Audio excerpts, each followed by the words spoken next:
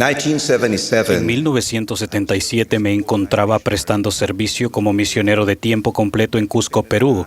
Mi compañero y yo recibimos la aprobación para llevar a todos los misioneros de la zona a las magníficas ruinas de Machu Picchu.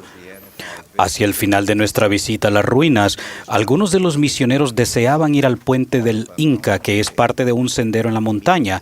Sentí en mi corazón de inmediato que el espíritu me constreñía a no ir a ese lugar. El sendero estaba en la ladera de la montaña y tenía una caída de 610 metros. En varias partes el sendero solo era lo suficientemente ancho para que una persona pasara a la vez. Mi compañero y yo les dijimos que no debíamos ir al puente del Inca.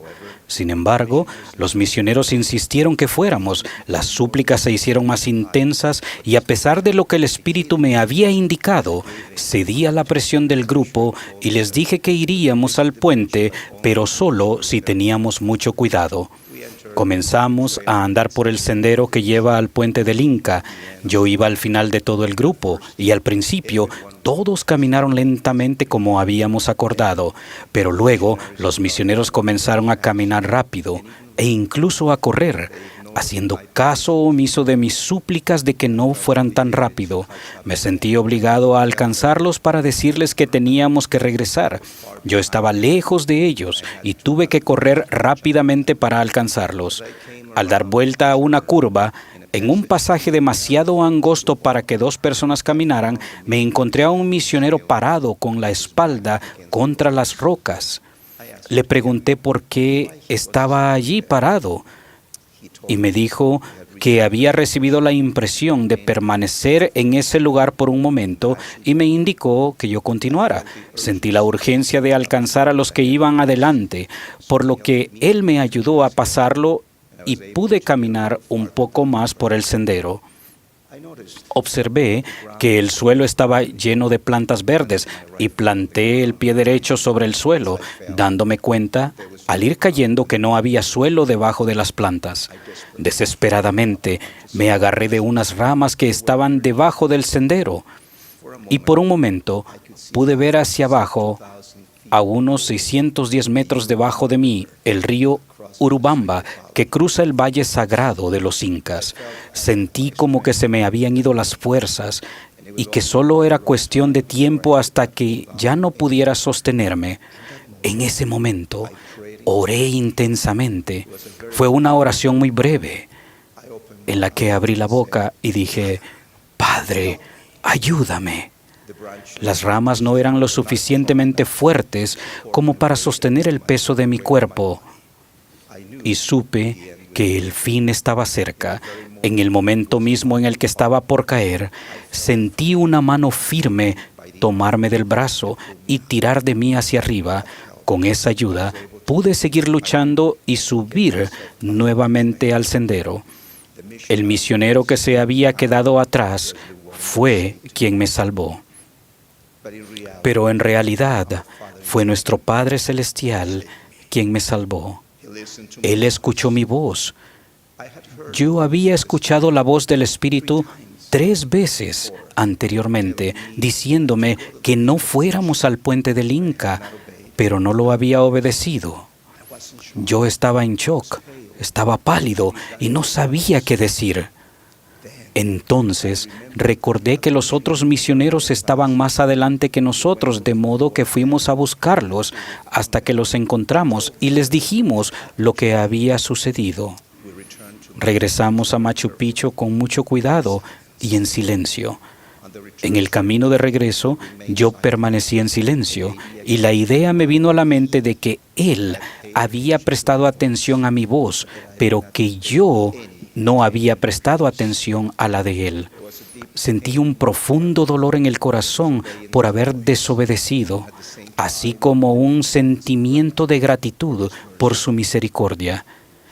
Él no ejerció su justicia sobre mí, sino que en su gran misericordia me salvó la vida. Al final del día, cuando era hora de hacer mi oración personal, oré con el corazón al Padre de misericordias y Dios de toda consolación, oré con un corazón sincero, con verdadera intención, teniendo fe en Cristo. En la mañana del mismo día, había orado con los labios, y cuando estaba por perecer, le oré con el corazón. Medité sobre mi vida hasta ese punto. Me di cuenta que en muchas ocasiones nuestro Padre Celestial había sido muy misericordioso conmigo. Me enseñó muchas lecciones ese día en Machu Picchu y en Cusco, Perú. Una de las lecciones más importantes fue que debía orar siempre con un corazón sincero, con verdadera intención, ejerciendo fe en Cristo.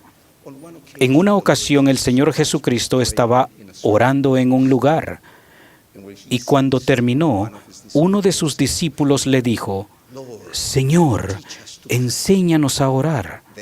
Él entonces enseñó a sus discípulos a orar, y actualmente nos enseña a ustedes y a mí a orar cuando lo vemos en la mente, orando en Getsemaní y diciendo: pero no se haga mi voluntad, sino la tuya.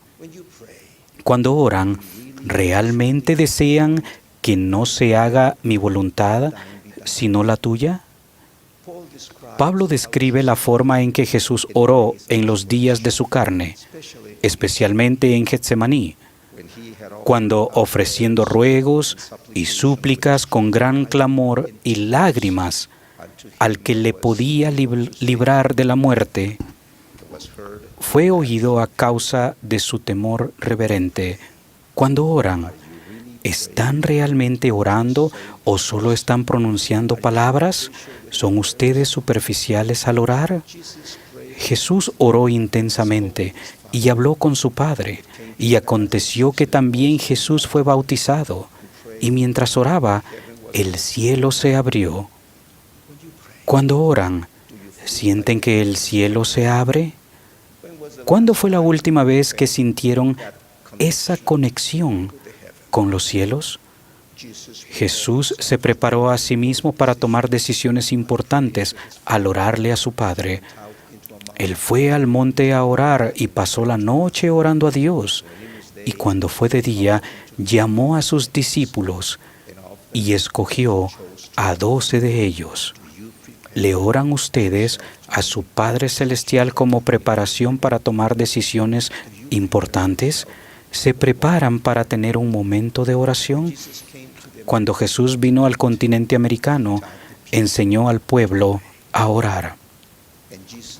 Y Jesús les dijo: seguid orando, y ellos no cesaban de orar. Jesús nos invita a orar siempre.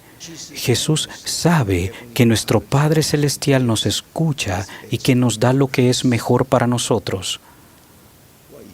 ¿Por qué a veces no queremos recibir? ¿Por qué?